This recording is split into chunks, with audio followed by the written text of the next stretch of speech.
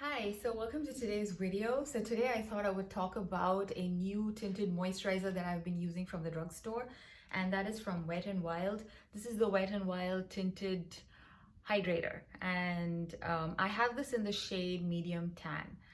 Now, a lot of people were talking about this in the last couple of months since it basically got released because of how well priced this product is, and also because of how beautiful the finish is.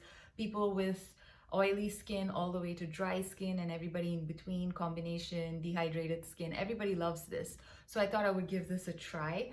And like I said, the price is so good. It was, I think, less than $5. I picked up mine at Target. And again, depending on the store you pick it up at, the price varies, but I don't think it's more than $5, which is great. The only thing is that this one is 27 mil versus the usual standard size for most foundations and tinted moisturizers, which is around 30 mil. But that's okay. It's just a small difference, and for the price, I think it's okay. The main problem I have with this particular foundation is the undertone. Now, I picked up the shade medium tan simply because I saw reviews for the shade medium and light medium, which were the kind of shades I would usually buy when I go to the drugstore and look for any tinted moisturizer. I was seeing that it was leaning really light, which is why I decided to go a shade up. But despite going a shade up, I still find that it's not really the perfect match, simply because this has a very strong peachy undertone, whereas most other drugstore products, they either are neutral or they lean more towards the yellow side, yellow undertone, which works really well for me because I have yellow undertones in my skin. This one, because of the peachy undertone, although this foundation claims to be a sheer to medium coverage, I cannot build it up beyond the sheer coverage, simply because if I do, then you can start seeing a big difference between my face and my neck. I'm actually wearing this on my face today, and I've applied a very light amount simply so that it kind of blends in better with my face and doesn't really stand out when compared to my neck. But yeah, so if you are planning to use this build up to the medium level, you really need to make sure your shade is perfect, because your shade match is perfect, because it has very good coverage for a tinted moisturizer. And I think I didn't mention that this is actually oil free, and it has hyaluronic acid as well as squalene in it. So it has some hydrating ingredients, but at the same time, I think because of them not using any other oils, it seems to be able to function well even if you have oily skin. I haven't yet seen a single negative review for this product from anyone, and most people are very happy with the finish that this provides. And I have to say that I like the finish of this product, just that because I have dry skin, I think I feel like I need to really prep my skin before I apply this. Otherwise, I do find that it does cling on to dry patches in between my eyebrows, near my chin, near my mouth, this usual trouble spots. It can cling to those dry patches. So to solve that problem, I highly suggest that you moisturize really well before you go in with this, although this is technically a tinted moisturizer. I also try to compare this with my regular tinted moisturizer. This is what I use on a regular basis. This is the Laura Geller's Quench and Tint Hydrating Foundation. This is in the shade medium. And this one is also not the undertone is, I would say it's not peachy, although on her website she does describe this as having pink undertones. This one I find it to be slightly more neutral, which is why I'm able to use it despite having yellow undertones. And because and also it's got a very sheer coverage, so it kind of, you can just get away with it somehow. It's more forgiving versus this.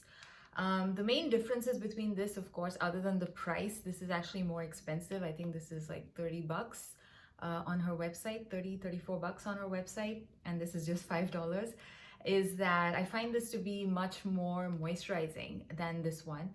And the finish, I think I'm kind of liking this finish too. Initially, I wasn't very convinced with the finish of this one. I still prefer the finish of this over this. But now, I guess maybe because the weather is also getting slightly more warm, I don't mind the finish of this one. It doesn't look too, what do you say, dry on my face. Like the first time when I tried it, I thought this looked a little bit dry compared to this one. But like I said, now that the weather is getting better, I think the finish of this is also pretty good. But yes, if you have extremely dry skin and if you're willing to spend some extra money, this is the best one. But of course, this one, like I said, this doesn't have any good coverage. I mean, I would say it's got like nothing to sheer coverage. It's at the max sheer. I haven't really tried building this up too much either because I'm pretty happy with the coverage that I get with this product. I usually wear this when I just want like a very soft base and I'm not really looking to cover anything too much. So that's when I like this, and I like this a lot because it works really well for my dry skin. And like I said, so this one has better coverage. And the other foundation that I have is this one. This is a MAC foundation. This is the MAC Studio Fix Soft Matte Foundation Stick. And this is a matte foundation versus these two, which are more of like a moisturizer, tinted moisturizer kind of a deal. I have inserted a clip. I will insert a clip where I compare all the shades of all of these three products, just so that you get an idea of how the medium tan shade of the Wet n Wild Tinted Hydrator the undertone is like so strongly peachy compared to these. This of course is in the shade NC30, which is got a very strong yellow undertone. This is my summertime shade, so this is probably not my match right now. I think I still am able to get away with using lighter foundations. So yeah, so I will insert a clip right now where you can see how these three foundations, or sorry, two tinted hydrators and one foundation look like. And the Studio Fix Soft Matte Foundation Stick is actually not full coverage or very I mean, you can build it up, but it doesn't really cover anything. It's again more of like it has the same finish as the Laura Geller one and the Wet n Wild. I wouldn't really label this as a full coverage or at the max a medium coverage, but I don't think so. Even medium coverage is a bit reaching for this product. I don't think so. It's a very, very light coverage product. So yeah, I hope you get an idea of how the shade range is like for the Wet n Wild product, and I hope this video helps you pick out your shade a little bit. If you are in the NC25 to NC30 range, this is probably going to be your match. If you feel like being a little bit more, if you want to explore and see if you want, you can actually try and go a shade up to medium tan deep. I think that's the next shade up, and see if that works. And maybe if you mix the two, maybe it might work even better. But right now I'm able to manage with this. And I'm kind of enjoying this particular product. So that's it for today. I hope you enjoyed this video, and I will see you again next time. Bye.